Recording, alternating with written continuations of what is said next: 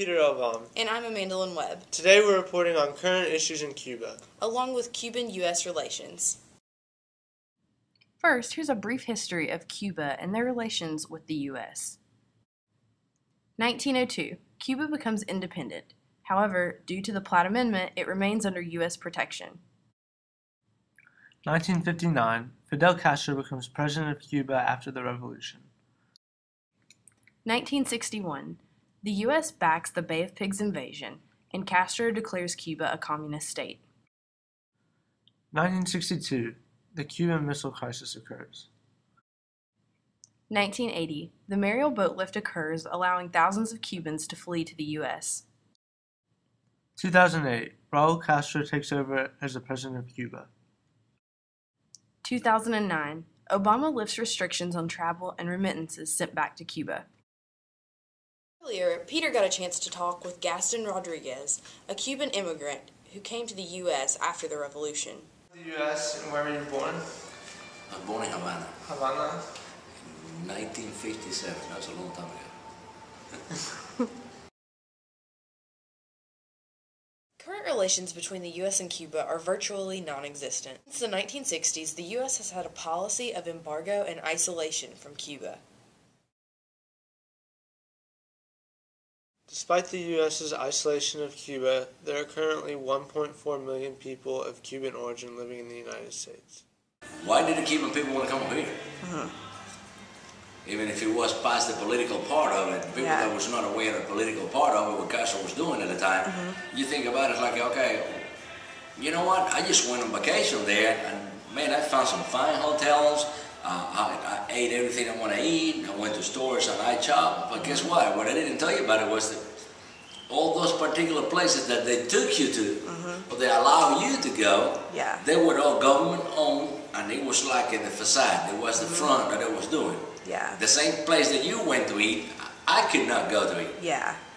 Unless I had a passport that's showing that I was from another country. Despite initial optimism over Obama's election, Cuban politicians and citizens are less hopeful about a positive relationship developing between the two countries. Unlike other immigrants from Latin America, Cubans seem to receive special treatment. Upon entering the U.S., Cubans are granted full legal status by the Attorney General and are put on the path to U.S. citizenship.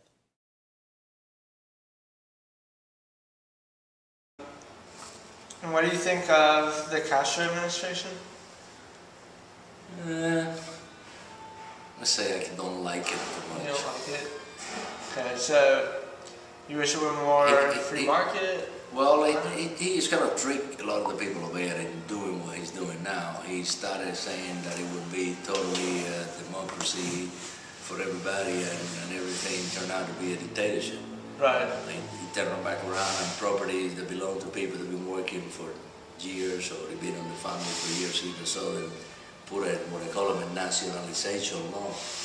He took pretty much everything and said that belonged to the government, just like they did in Russia back in the day. So, he's been in power with Castro for 40-something years, 50 years. He's 70-something years old, getting close to 80, if I'm right in the age. He's been living like a king, along with Castro, for that many years. He can talk all he wants. He's not going to rock the boat when he knows that he might have 3 more years to live. That makes sense. If you're that stupid that you think that he's going to change anything, when he's about ready to kick the bucket, hey, good for you. He's not going to change. Like, and I'm going to give you a perfect example of that one. That it was a big deal in the news over here. When the transfer of power supposedly from Castro to Raul, they talk about it like, well, now you can go buy cell phones, now you can get in the internet, now you can do all these things with the new technology or whatever that he was complaining about, like it's going to be available for everybody. Yeah, it's available for everybody. Anybody can go and purchase a cell phone or whatever. But if you've got a family of 4 and you're making $100 a month, and the cell phone costs $150, how many months you going to let your family be hungry before you buy your cell phone? And then where you going to get the service from? How you going to pay for it? When Raul Castro took over as president, many hoped that he would bring about change. However, it seems that his presidency has become somewhat of an extension of his brother's. In 2009, an American man, Alan Gross, was detained in Cuba. He's been accused of spying for Washington by the Cuban government and their refusal to release him has frozen relations for months. Gross brought computers into Cuba without proper permits, and while the U.S. has called for Alan's release and does not agree with his detainment, they have agreed to respect Cuba's sovereignty. Earlier today, I got a chance to talk with Alan Gross about his time in Cuba. Tell us how you're feeling, Alan. I feel a lot lighter than I did a couple of years ago. I've lost about 100 pounds, and the food initially wasn't very good, which is probably why I started losing weight rapidly at first. The food was infested with insects. Walk us through a typical day in a Cuban jail. I'm in a secured hospital building that usually holds 3 people to a room. We're not allowed to see any other people except the cellmates. There are bars, of course, on the doors and the windows. At this juncture, I get to go outside every day while there's sunlight, and that's been a recent development because I didn't really see any sunlight for the first year and a half or so. Our food is brought to the cell. There really wasn't much variety or quantity, mostly carbohydrates. After the Supreme Court upheld the conviction, things improved as far as my physical comforts were concerned. That sounds encouraging to me. They're allowing you to make phone calls back to the U.S., not only to us, but also to your family. That sounds like it's a step in the right direction. What are your thoughts? There have been some positive developments, but it has required a lot of requests. The fact that they allow this call to continue, I think, is a very positive sign. If you could speak to the leaders of Cuba right now, what would you tell them? Raul Castro, that I think he's trying to do some very courageous things. He said that a major problem with the economy here is low productivity, and that can't be blamed on the United States. And I think it took a lot of courage to say that. Just kidding. Thank you for taking some time to talk with Thank us you today, so Alan. much. We wish you the best of luck. In 2009, President Obama lifted some of the travel restrictions that were in place. This allowed American citizens to travel to Cuba for educational and religious reasons. It also allowed anyone in the U.S. to send remittances for a total of $2,000 per year to anyone in Cuba. Obama's changes the policy on Cuba, and now we can travel some. People can send money back. Do you think that's good, or do you think it should be more? You should have done more? That is helping some to alleviate the situation with the people, you know what I mean? Right. Because now if you have family over here and you know that they have a necessity or they lose their jobs or whatever, and you are allowed to send some kind of monetary help or whatever to it, that will help. Right. You know? I think that any time that you get a chance to go somewhere different than where you're from, you benefit from. You learn not only about the cultural part of it, about the way that the people live in that country, but you also learn and see how good I got it here. Right. While some believe that the lifts made on U.S. travel to Cuba and remittances sent back to Cuba are great steps in the right direction, some believe that the U.S. could still do a lot to help Cubans. While the U.S. and Canada have taken a hard line against Cuba, many European and Latin American countries are calling for the U.S. to completely lift the bans on Cuba, including Venezuela and Bolivia, who have changed their U.S. foreign policy.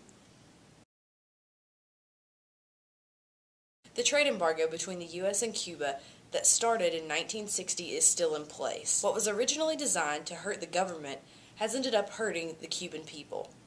Earlier, I got a chance to talk with Gaston about the embargo. Do you think that the U.S. should still have an embargo with Cuba, or do you think it should have been gone a long time ago? Yeah, because the embargo really is not doing anything to hurt the government. I mean, the government still having business with all Europe and all the rest of the world. So but one country cutting back on it, you're not solving anything. And the people that is getting hurt is the population, because say you need medicine, you need doctors, you need new technology for whatever, and maybe the only place that you got to get it from here. Right. So you think we both could benefit? Cuba and the U.S. could both benefit if we lifted it? Maybe there could be some trade? Yeah, I believe it'd probably be good for both of them. The American part of it, I don't think that we would get that much. Right. You think Cuba gain stands to of benefit it, more? but right now, you know, by having it locked up or bad, the only people that suffer are the people that is in Cuba. Cuban President Raul Castro has undertaken a series of economic reforms aimed at downsizing the huge public sector and encouraging Cubans to enter the private sector. Raul Castro has cut over 100,000 government jobs, and this has encouraged many people to open their own businesses. Some of these businesses are in the form of private restaurants called paladares. While private restaurants do allow Cubans to make more of an income, a large portion of their income still has to be given back to the government. People can own their own restaurant now. Do you think that's a sign of them moving towards that direction?